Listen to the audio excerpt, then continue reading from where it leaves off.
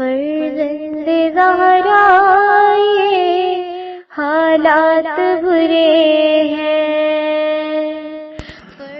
کاشانۂ بصیرت ایک ایسا مکمل یوٹیوب چینل جس پر محروم بصارت کے لیے بالخصوص اور تمام افراد کے لیے بالعموم سینکڑوں کی تعداد میں اسلامی کتب دستیاب ہیں۔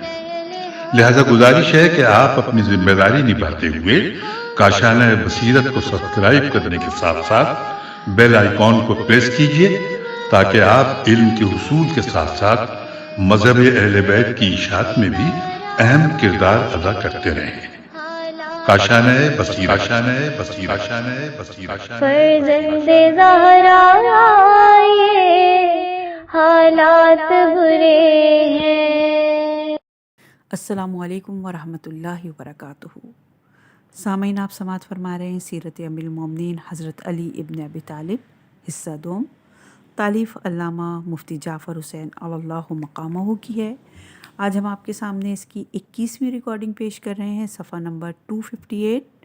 عنوان ہے متفرق سوالات اور ان کے جوابات۔ ام المومنین علیہ السلام سے یہود اور نصارہ کے علماء اور احبار مختلف قسم کے سوالات کرتے تھے۔ کبھی علمی آزمائش مقصود ہوتی تھی اور کبھی علمی استفادہ۔ آپ علیہ السلام ان کے ہر سوال پر کان دھرتے اور اس کی نوعیت کچھ بھی ہوتی بغیر کسی ذہنی دباؤ کے ایسا جواب دیتے کہ وہ مطمئن ہو کر خاموشی اختیار کر لیتے یا حلقہ بگوش اسلام ہو جاتے۔ آپ کے سامنے چند جوابات درج کیے جاتے ہیں۔ ایک یہودی نے آپ سے سوال کیا، مجھے بتائیے کہ وہ کیا چیز ہے جو اللہ کے لیے نہیں ہے، اور وہ کیا چیز ہے جو اللہ کے ہاں نہیں ہے، اور وہ کیا چیز ہے جس کا اسے علم نہیں ہے۔ اور یہ روایت توحید صدوق میں موجود ہے۔ فرمایا کہ وہ چیز جسے اللہ نہیں جانتا وہ تمہارا یہ قول ہے کہ عزیر اللہ کا بیٹا ہے، اور اللہ نہیں جانتا کہ اس کا کوئی بیٹا ہے۔ چنانچہ قرآن مجید میں ہے کہ اے رسول صلی اللہ علیہ وآلہ وسلم، تم ان سے کہو کہ کیا تم اللہ کو ایسی چیز کی خبر دیتے ہو جسے وہ نہیں جانتا، اور وہ چیز جو اللہ کے لیے نہیں ہے وہ شریک ہے، اور جو چیز اس کے ہاں نہیں ہے وہ ظلم ہے۔ اس یہودی نے یہ جواب سنا تو کلمہ پڑھ کر دائرہ اسلام میں داخل ہو گیا۔ ایک نصرانی نے حضرت علی علیہ السلام سے کہا کہ مجھے اللہ کے چہرے کے بارے میں بتائیے۔ حضرت نے کچھ لکڑیاں منگوا کر آگ روشن کی۔ جب شعلے بھڑک اٹھے تو فرمایا، اس آگ کا چہرہ کس طرف ہے؟ اس نے کہا، آگ کا رخ چاروں طرف یکساں ہوتا ہے۔ فرمایا کہ یہ آگ جو ہماری روشن کی ہوئی ہے اس کا رخ متعین نہیں کیا جا سکتا، تو اللہ جو کسی چیز سے مشابہت نہیں رکھتا اس کا رخ کیسے متعین کیا جا سکتا ہے؟ پھر اس آیت کی تلاوت کی کہ یورپ اور پچھم اللہ ہی کے لیے ہیں، لہٰذا جدھر رخ کر لوگے وہیں اللہ کا سامنا ہے۔ ایک شخص نے پوچھا کہ وہ کون سی عبادت ہے اگر بجا لائی جائے تو عقوبت اور ترک کی جائے تو عقوبت؟ فرمایا کہ وہ نماز ہے جو نشے کی حالت میں پڑھی جائے، کیونکہ نشے میں نہ نماز درست ہے اور نہ تکلیف ساقط۔ سلطان روم کے ایک قاصد نے پوچھا کہ اس آدمی کے بارے میں آپ علیہ السلام کیا کہتے ہیں جو نہ جنت کا خواہش مند ہے، نہ دوزخ سے ہراساں، نہ اللہ سے ڈرتا ہے اور نہ سجدہ و رکوع کرتا ہے، خون اور غیر ذبیحہ جانور کا گوشت کھاتا ہے، بن دیکھے گواہی دیتا ہے، فتنے کو دوست رکھتا ہے اور حق سے کراہت کرتا ہے۔ آپ نے فرمایا کہ جو نہ جنت کا طالب ہے اور نہ دوزخ سے ہراساں ہے اور نہ اللہ سے خائف، وہ اللہ کا دوست ہے، اس لیے کہ وہ جنت کی خواہش اور دوزخ کے خوف سے بالا تر رہ کر اللہ کی اطاعت کرتا ہے اور اللہ سے ڈرتا ہے، تو اس کے عدل کی بنا پر اور ظلم کی بنا پر نہیں ڈرتا، اس لیے کہ اسے یقین ہے کہ اللہ ظالم نہیں ہے، اور رکوع اور سجود نہیں کرتا تو نماز جنازہ میں اس لیے کہ اس میں نہ رکوع ہے اور نہ سجود، ٹڈی اور مچھلی کا گوشت کھاتا ہے اور ان دونوں کو ذبح نہیں کیا جاتا، اور کلیجی کھائی جاتی ہے اور وہ خون ہی خون ہوتی ہے، اور اولاد کو دوست رکھتا ہے اور قرآن مجید میں اولاد کو فتنے سے تعبیر کیا گیا ہے۔ فتنہ تمہارا مال اور اولاد فتنہ ہے۔ جنگ جنت اور دوزخ کی گواہی دیتا ہے، حالانکہ اس نے نہ جنت کو دیکھا ہے اور نہ دوزخ کو، اور موت ناگوار معلوم ہوتی ہے، وہ سراسر حق ہے۔ یہودیوں کی ایک جماعت نے چند سوالات کے ضمن میں پوچھا کہ وہ کون تھا جس نے اپنی قوم کو ڈرایا اور وہ نہ انسانوں میں سے تھا اور نہ جنوں میں سے۔ فرمایا وہ چونٹی تھی جس نے حضرت سلیمان علیہ السلام کے لشکر کو دیکھ کر کہا، اے چونٹیوں اپنے اپنے ولوں میں گھس جاؤ، ایسا نہ ہو کہ سلیمان اور ان کا لشکر تمہیں کچل ڈالے اور انہیں خبر بھی نہ ہونے پائے۔ پوچھا وہ کون سی جگہ تھی جس پر ایک ہی مرتبہ سورج چمکا اور اس پر سورج کی شعاعیں دوبارہ نہیں پڑیں؟ فرمایا وہ رود نیل کی نچلی سطح ہے جس پر سے بنی اسرائیل گزرے اور فرعون اور اس کا لشکر موجوں کی لپیٹ میں آیا۔ پوچھا کہ مخلوقات میں وہ کون کون جانور ہیں جو ماں کی شکم سے پیدا نہیں ہوئے؟ فرمایا وہ حضرت آدم، جناب حوا، اور حضرت موسیٰ علیہ السلام کا اژدہا، حضرت صالح علیہ السلام کی اونٹنی اور حضرت ابراہیم علیہ السلام کے ہاتھ سے ذبح ہونے والا مینڈا ہے، اور وہ پرندہ جس کا ڈھانچہ حضرت عیسیٰ علیہ السلام نے بنایا اور اللہ کے حکم سے پرواز کرنے لگا۔ ایک شخص نے خطبے کے دوران پوچھا کہ وہ کون سا جاندار ہے جو دوسرے جاندار کے شکم سے نکلا مگر ان دونوں میں کوئی قرابت نہ تھی؟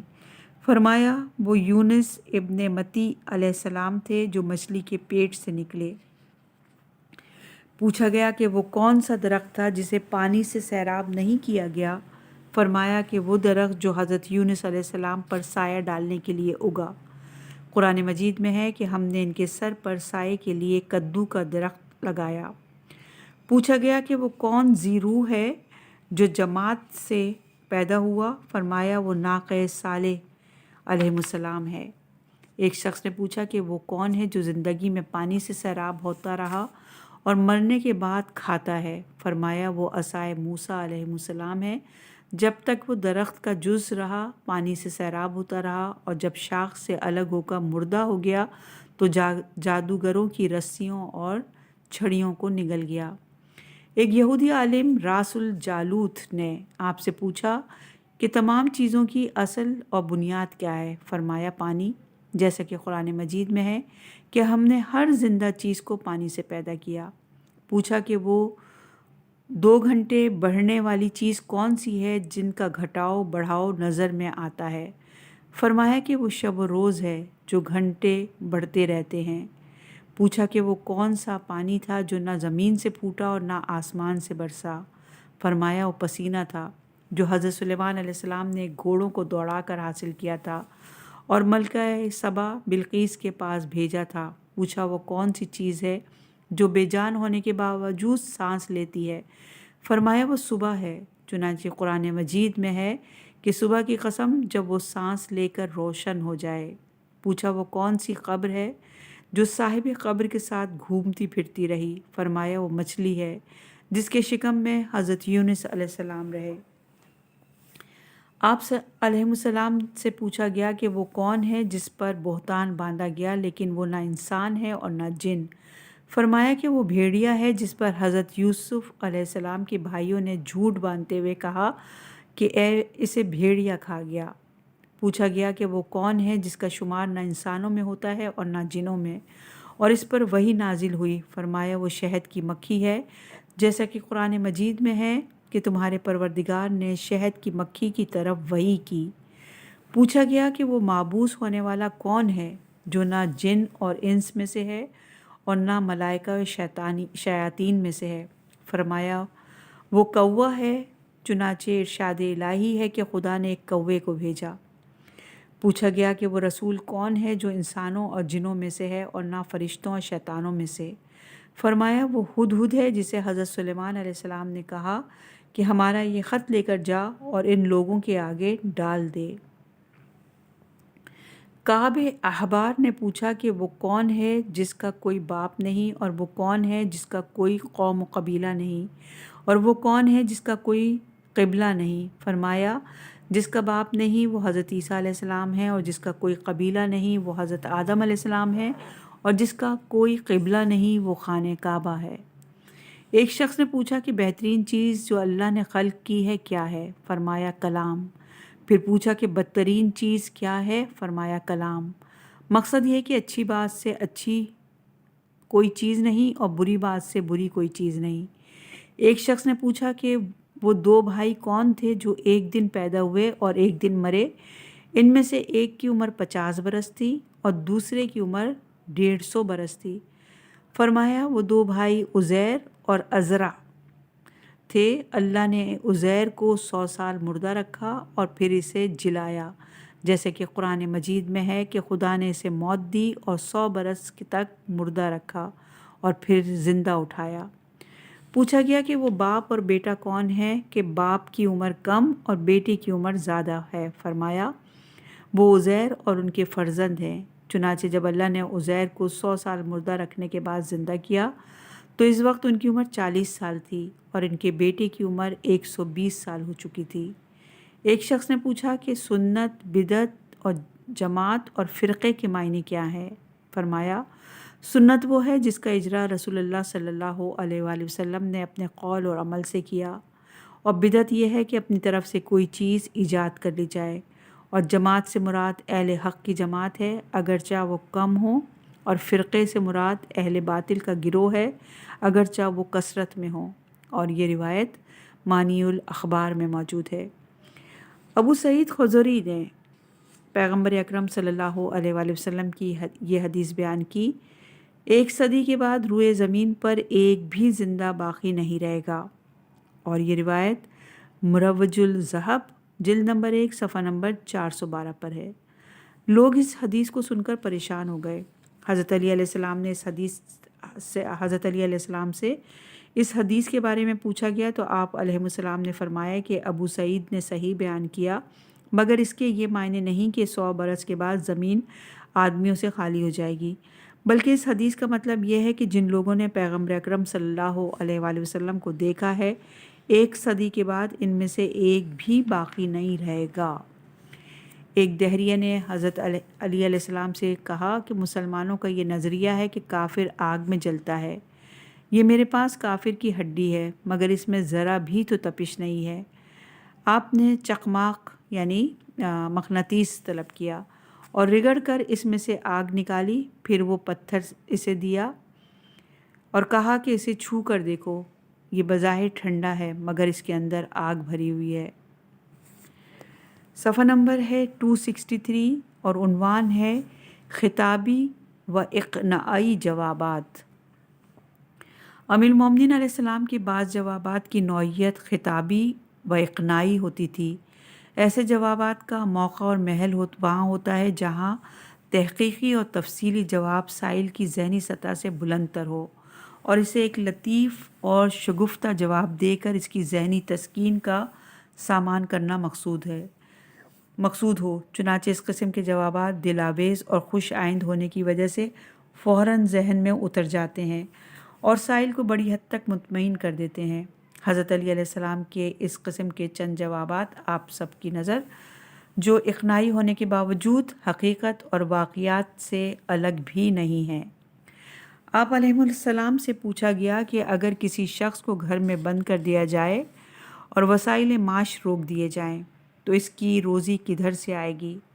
فرمایا جدھر سے اس کی موت آئے گی۔ مطلب یہ ہے کہ روزی رسان ظاہری اسباب و ذرائع کا محتاج نہیں ہے۔ جو ذات پتھر اور ریشم کے تاروں میں لپٹے ہوئے کیڑے کی روزی کا سامان کرتی ہے وہ انسان کی رزق رسانی کا بھی سامان کر سکتی ہے اگرچہ بظاہر رزق کے دروازے مسدود ہوں۔ پوچھا گیا کہ خداوند عالم اس ان گنت مخلوق کا حساب کیوں کر لے گا؟ فرمایا جس طرح مخلوق کے ان گنت ہونے کے باوجود اسے روزی دیتا ہے۔ پھر پوچھا گیا کہ وہ حساب کیوں کر لے گا جبکہ انسان اسے دیکھے گا نہیں؟ فرمایا جس طرح انہیں روزی دیتا ہے اور وہ اسے دیکھتے نہیں۔ پوچھا گیا کہ پانی کا ذائقہ کیا ہے؟ فرمایا جو زندگی کا ذائقہ ہے۔ پوچھا گیا کہ مشرق اور مغرب کے درمیان کتنا فاصلہ ہے؟ فرمایا جتنا سورج ایک دن میں طے کرتا ہے۔ پوچھا گیا کہ زمین اور آسمان کا درمیانی فاصلہ کتنا ہے؟ فرمایا اتنا کہ آنکھ اسے طے کر سکے۔ اور مظلوم کی دعا وہاں تک پہنچ سکے، اس سوال کا جواب اس سے بہتر نہیں ہو سکتا تھا، اس لیے کہ زمین اور آسمان کا فاصلہ اس وسیع کائنات کے حدود تک پھیلا ہوا ہے جس کی حد بندی تو ہو نہیں سکتی، البتہ ایک مظلوم کی دعائے استجاب اس کی وسعتوں پر چھا سکتی ہے، کیونکہ دعا کو شرف قبولیت بخشنے والا اس کائنات پر محیط ہے۔ حضرت علی علیہ السلام کے اس ارشاد میں کہ آنکھ اسے طے کر لے، یعنی آسمان کی حد نظر ہونے کا بھی اشارہ ہو سکتا ہے۔ پوچھا گیا کہ جھوٹ اور سچ میں کتنا فاصلہ ہے؟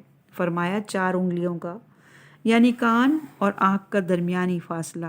مطلب یہ ہے کہ ہر سنی سنائی بات پر اس وقت تک اعتماد صحیح نہیں ہے جب تک کہ قابل اعتماد ذرائع سے اس کا علم و یقین نہ ہو۔ کعب ابن اشرف نے کہا کہ قرآن مجید میں ہے کہ جنت کی وسعت آسمان زمین کے برابر ہے،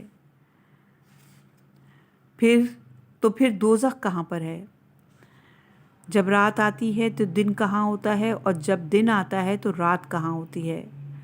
کہا اللہ کے علم میں۔ فرمایا کہ پھر جنت بھی اللہ کے علم میں ہے۔ حاضر جوابی عنوان ہے اور صفحہ نمبر 264 ہے۔ حاضر جوابی انسان کی فطری ذہانت کی آئینہ دار ہے اور برجستہ اور برملا جواب سوچ بچار کے بعد دیے جانے والے جواب سے زیادہ مؤثر ثابت ہوتا ہے، اگرچہ اس میں مخاطب کی بات کی ایک طرح سے تردید ہوتی ہے، مگر جواب کی شگفتگی اور برجستگی ناگواری کا احساس نہیں ہونے دیتی، اور مخاطب بھی خندہ زیر لب کے ساتھ داد تحسین دیے بغیر نہیں رہتا۔ حضرت علی علیہ السلام کا ارشاد ہے کہ برجستہ جواب بہترین مددگار ہے۔ امیر المومنین علیہ السلام کے گوناگون خصوصیات میں ایک حاضر جوابی بھی ہے۔ آپ علیہ السلام خوش طبعی کے موقع پر خوش طبعی کے انداز میں اور طنز کے موقع پر طنزیہ انداز میں ایسا ناپتولہ جواب دیتے جو اپنی دل آویزی سے بہار آفریں فضا پیدا کر دیتا یا سننے والوں کی زبانوں پر خاموشی کا پہرا بٹھا دیتا۔ حضرت کے چند جوابات درج کیے آپ لوگوں کے گوش گزار کیے جاتے ہیں، جن سے آپ علیہ السلام کی ذہنی استحصاء اور طبعی شگفتگی کا اندازہ ہو سکتا ہے۔ ایک یہودی عالم نے پیغمبر اسلام صلی اللہ علیہ وآلہ وسلم کے بعد مسلمانوں کے طرز عمل پر اعتراض کرتے ہوئے حضرت علی علیہ السلام سے کہا کہ تم لوگ اپنے نبی کو دفن بھی نہ کر چکے تھے کہ ان کے بارے میں اختلاف شروع کر دیا۔ حضرت نے فرمایا کہ ہم نے ان کے بارے میں اختلاف نہیں کیا بلکہ ان کی نیابت کے سلسلے میں اختلاف ہوا۔ پھر فرمایا کہ تمہاری حالت یہ تھی کہ جب تمہیں مصر سے نکالا گیا اور ابھی تمہارے پیر دریا کی تری سے سوکھنے نہ پائے تھے کہ تم بے راہ ہو گئے، اور حضرت موسیٰ علیہ السلام سے کہنے لگے کہ ہمارے لیے بھی ایک ایسا خدا بنا دیجئے جیسے ان لوگوں کے خدا ہیں۔ اس پر موسیٰ علیہ السلام نے کہا بے شک تم ایک جاہل قوم ہے۔ اس یہودی کا مقصد تو یہ تھا کہ مسلمان یہودیوں پر تو یہ اعتراض کرتے ہیں کہ انہوں نے شریعت میں تغیر اور تبدل کر کے اختلافات کی بنیاد رکھی، مگر مسلمان کب اختلاف سے بچ سکے؟ ان میں تو نبی کے دفن ہونے سے پہلے ہی اختلاف و نزاع کی صورت پیدا ہو گئی۔ حضرت علی علیہ السلام نے اسے یہ کہہ کر خاموش کر دیا کہ اولاً تو یہ اختلاف نبی کی نبوت و صداقت کے بارے میں نہ تھا بلکہ ان کی نیابت کے سلسلے میں پیدا ہوا، اور تم نے تو اپنے نبی کی زندگی ہی میں بے راہ روی اختیار کر لی اور توحید سے منحرف ہو کر موسیٰ علیہ السلام سے یہ فرمائش کرنے لگے کہ جیسے اور لوگوں کے پاس پرستش کے لیے بت ہیں، ہمارے لیے بھی ویسا بت بنا دیجئے، جس پر تمہارے ہی نبی نے تمہیں شریعت سے بے خبر اور دین کی روح سے ناآشنا کہا۔ ایک مرتبہ حضرت عثمان نے آپ علیہ السلام سے کہا کہ ابو بکر اور عمر دونوں آپ سے بہتر تھے۔ فرمایا بہتر کیوں کر ہو سکتے ہیں جبکہ عبادت میں نے ان دونوں سے پہلے اللہ کی عبادت کی اور اس کے بعد بھی مصروف عبادت ہوں۔ مقصد یہ ہے کہ معیار فضیلت ایمان و عمل ہے، میں ایمان میں سابق ہوں اور عمل کے لحاظ سے میرا زمانہ طویل ہے۔ ایک شخص نے آپ سے کہا کہ آپ کی تلوار کتنی چھوٹی ہے؟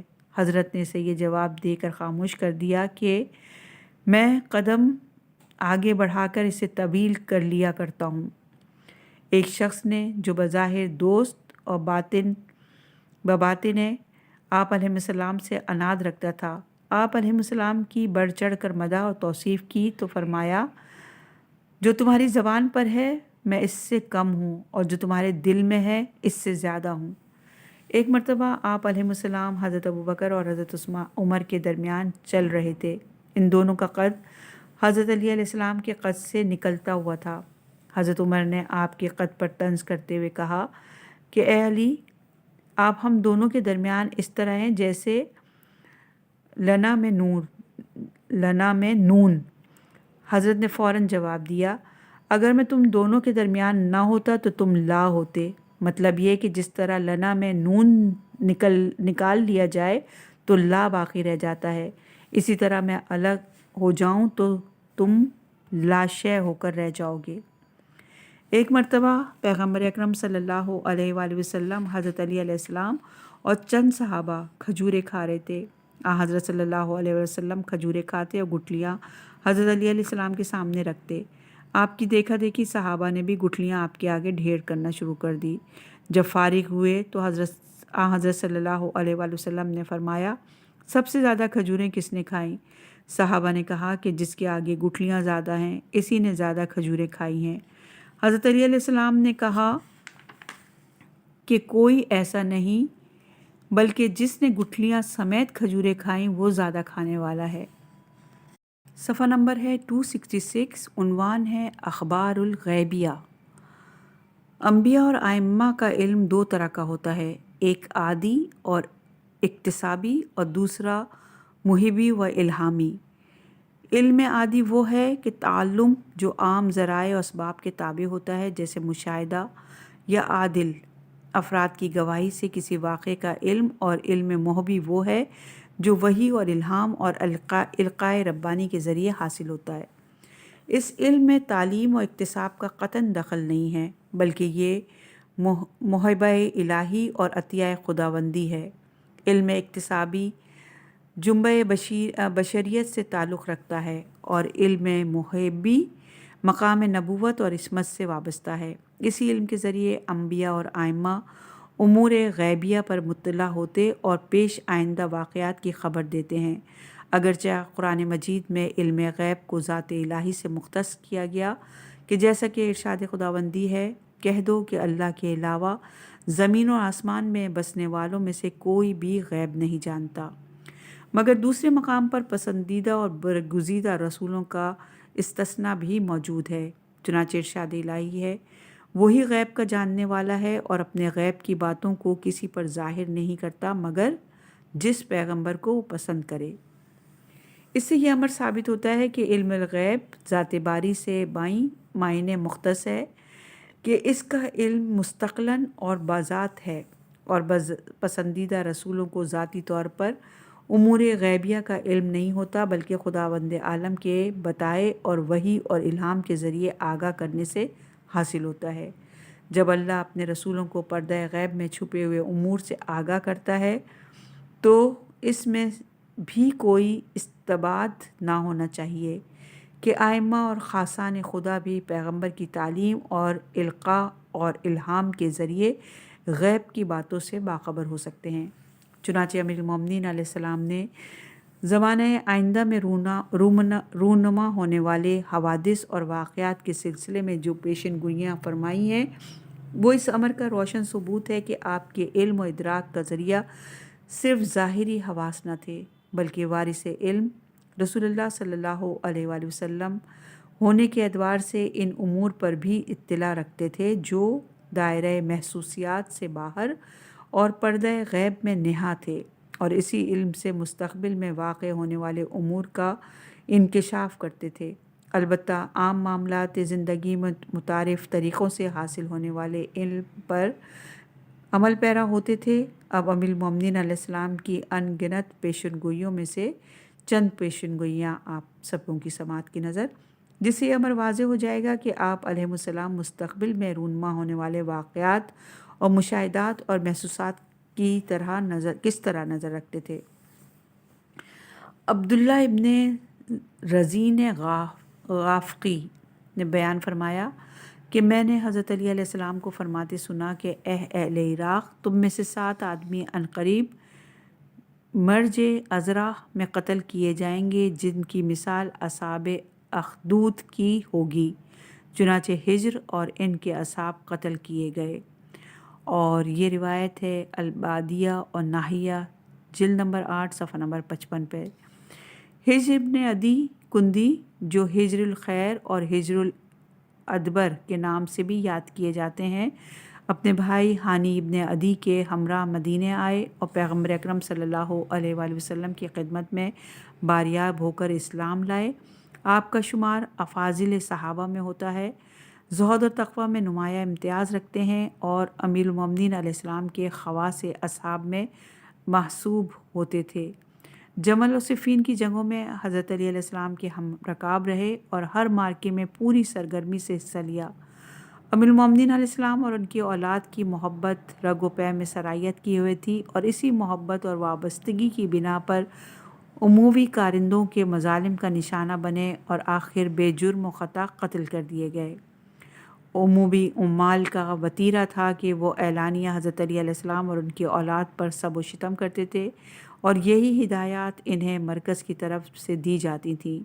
چنانچہ معاویہ نے جب مغیرہ ابن شعبہ کو کوفے کا حاکم بنا کر بھیجنا چاہا تو اسے بلا کر کہا کہ میں ایک بات تمہیں کہے بغیر نہیں رہ سکتا، وہ یہ ہے کہ تم علی علیہ السلام پر سب و شتم اور ان کی مذمت اور عثمان کے لیے دعائے رحمت و مغفرت کو اپنا معمول بنانا، اور اس کے ساتھ علی علیہ السلام کے دوستوں کی خواردگیری اور انہیں دور رکھنے اور عثمان کے ہم نواؤں کی مدح سرائی اور انہیں قریب تر کرنے کو کسی صورت میں ترک نہ کرنا۔ مغیرہ نے کوفہ پہنچ کر ہر خطبے میں علی علیہ السلام پر لعن طعن شروع کر دی۔ ہجر اپنی عقیدت اور ارادت کی بنا پر اسے گوارا نہ کر سکتے تھے اور اس دشنام ترازی کے خلاف احتجاج کرتے اور بھرے اجتماع میں مغیرہ کو ٹوک دیتے۔ مغیرہ حجر ابن عدی سے مصلحتاً کوئی خاص تعرض تو نہ کرتا مگر اپنی روش سے دستبردار بھی نہ ہوتا۔ کچھ دربار رس لوگوں نے اسے مشورہ دیا کہ حکومت کی یہ نرم روئی حکومت کے وقار کو مجروح کیے دے رہی ہے، لہٰذا ان کے خلاف تادیبی کارروائی کی جائے۔ مغیرہ نے کہا کہ میرے بعد جو شخص یہاں کا والی ہو کر آئے گا، اگر اس سے بھی ان کا یہی طرز عمل رہا تو انہیں قتل کیے بغیر نہیں رہے گا۔ مجھے ضرورت نہیں کہ میں ان کے خون سے اپنے ہاتھ رنگین کروں۔ معاویہ کو اس کی اطلاع ہوئی تو اس نے اسے امارات کوفہ سے الگ کر دیا اور اس کی جگہ زید ابن سمیہ کو تقرر کر دیا۔ زیاد ابن سمیہ کا تقرر کر دیا۔ زیاد کا تقرر طوفان کا ایک پیش خیمہ تھا۔ اس نے کوفے میں وارد ہوتے ہی شیعان علی علیہ السلام کو ڈرانا اور دھمکانا اور علی علیہ السلام اور اولاد علی علیہ السلام کو سب و شتم کا ہدف بنانا شروع کر دیا۔ ہجر اسے بھی ملامت کرنے سے نہ چوکتے اور غلط بات پر بے دھڑک ٹوک دیتے۔ چنانچہ ایک مرتبہ زیاد نے خطبہ جمعہ کو اتنا طول دیا کہ نماز کا وقت تنگ ہو گیا۔ ہجر نے اسے نماز کی طرف متوجہ کیا مگر اس نے خطبہ جاری رکھا۔ ہجر نے دیکھا کہ نماز کا وقت گزرا جا رہا ہے تو وہ نماز کے لیے اٹھ کھڑے ہوئے اور ان کے ساتھ اور لوگ بھی کھڑے ہو گئے۔ زیاد نے اس صورتحال سے معاویہ کو آگاہ کیا اور ہجر کے بارے میں ان کی رائے طلب کی۔ معاویہ نے جواب دیا کہ انہیں پابند سلاسل کر کے دمشق روانہ کر دو۔ زیاد تو چاہتا ہی تھا کہ ان سے پیچھا چھوٹے، فوراً چند آدمی ان کی طلبی کے لیے بھیجے۔ جب یہ آدمی ہجر کے یہاں پہنچے اور انہیں زیاد کے پاس چلنے کے لیے کہا تو ہجر کے ساتھیوں نے کہا کہ ہم زیاد کے حکم کی کوئی حیثیت اور وقت نہیں سمجھتے، ہجر کسی صورت میں بھی ان کے ہاں نہیں جائیں گے۔ جب یہ لوگ ناکام پلٹے تو زیاد نے دوبارہ سپاہیوں کو بھیجا جنہوں نے ہجر کے ساتھیوں پر لاٹھی برسا کر کئی ایک کو زخمی کر دیا۔ ہجر نے جب گرفتار کرنے والوں کی کثرت اور قوت دیکھی تو گھر کا رخ کیا جہاں ان کے اور ساتھی بھی جمع ہو گئے۔ زیاد کے آدمی یہاں بھی پہنچ گئے۔ ہجر کے ساتھیوں نے کچھ دیر ان کا مقابلہ کیا مگر زیادہ دیر تک یہ سلسلہ جاری نہ رہ سکا۔ آخر بچ بچا کر نکلنے میں کامیاب ہو گئے۔ صرف قیس ابن یزید حکومت کی گرفت میں آ گئے۔ ہجر نے اپنے ساتھیوں کو یہ کہہ کر کہ تم اس جمعیت کا مقابلہ نہیں کر سکتے رخصت کر دیا اور خود محلہ بنی حرب کی طرف چلے گئے اور سلیم ابن یزید کے گھر میں پناہ لے لی۔ زیاد کے سپاہیوں کو خبر ہوئی تو انہوں نے ادھر کا رخ کیا۔ سلیم نے انہیں بڑھتے دیکھا تو تلوار سونت کر مقابلے کے لیے آمادہ ہو گئے۔ ہجر نے انہیں روکا اور کہا کہ خدا تمہیں اس حمایت اور پاسداری کی جزا دے۔ تم یہ کرو کہ اگر یہاں سے نکل جانے کا کوئی مخفی راستہ ہو تو مجھے بتا دو تاکہ میں ادھر سے نکل جاؤں، میری وجہ سے تم پر کوئی افتاد نہ پڑے۔ چنانچہ ہجر ایک مخفی راستے سے نکلے اور قبیلہ بنی مس پرنٹنگ ہوئی ہے، قبیلہ بنی مجلع کے ہاں پہنچ کر عبداللہ ابن حارث نفعی قبیلہ ابن نفع کے ہاں پہنچ کر عبداللہ ابن حارث نفعی کے گھر میں داخل ہوئے اور وہیں ٹھہر گئے، مگر زیاد کے سپاہی سنگن پا کر یہاں بھی پہنچ گئے۔ ہجر کو خطرہ منڈلاتا نظر آیا تو وہ رات کے اندھیرے میں قبیلہ ابن ازد کے ہاں پہنچ کر ربیہ ابن ناجد زادی کے گھر میں چلے آئے اور سپاہی انہیں ڈھونڈ نکالنے میں کامیاب نہ ہو سکے۔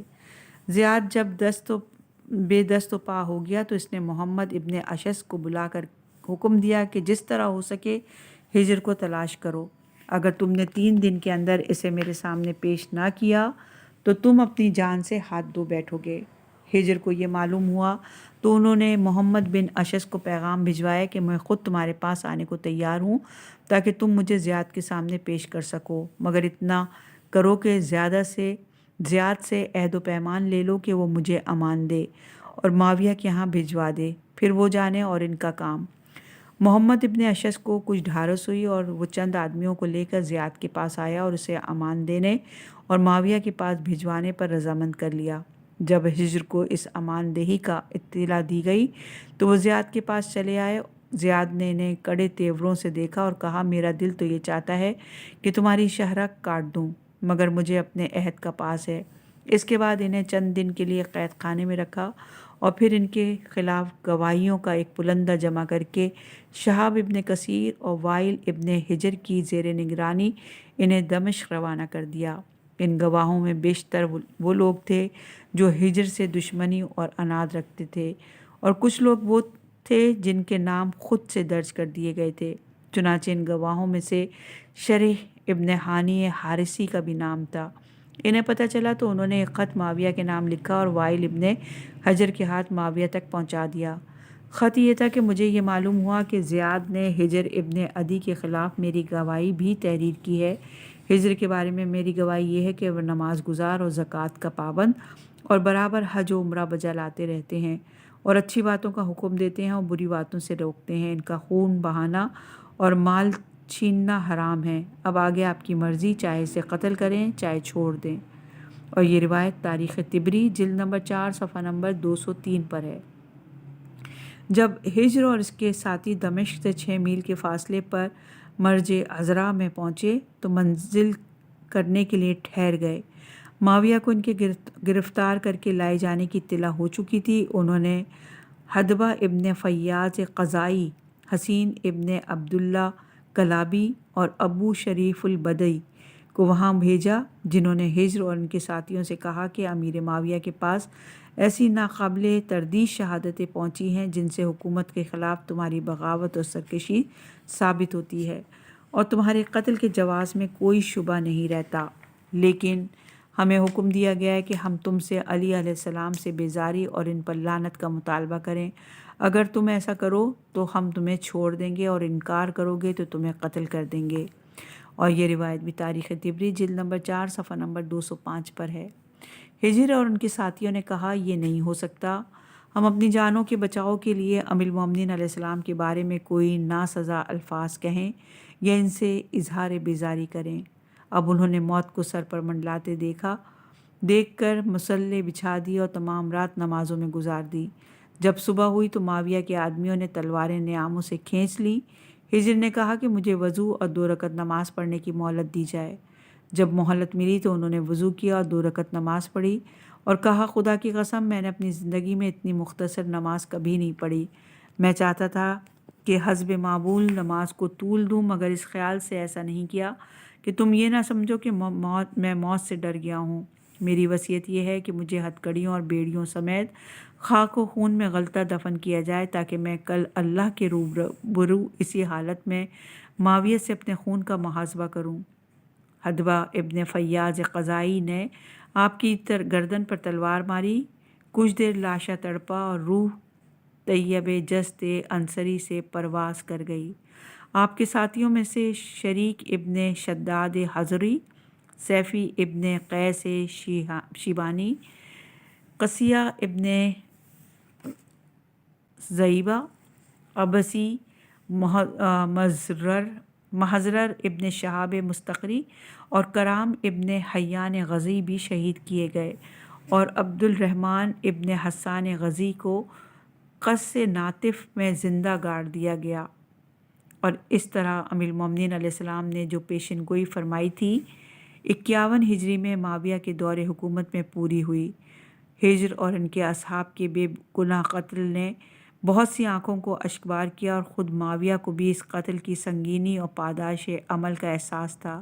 چنانچہ جب اس کا وقت آخر قریب آیا تو اس کی زبان پر یہ الفاظ جاری ہوئے: ہجر تمہارے قتل سے میرا یوم حساب طویل ہوگا۔ ابو سالم میثم ابن یحییٰ تمار کے بارے میں فرمایا: تم میرے بعد گرفتار ہوگے، سولی پر لٹکاؤ جاؤ گے اور ایک بھالے سے تمہیں چھیدا جائے گا۔ جب تیسرا دن ہوگا تو تمہارے دونوں نتنوں اور منہ سے خون جاری ہو جائے گا، جس سے تمہاری داڑھی رنگین ہو جائے گی، لہٰذا اس خضاب کی منتظر رہو۔ تمہیں عبرو ابن حریث کے گھر کے دروازے پر سولی دی جائے گی۔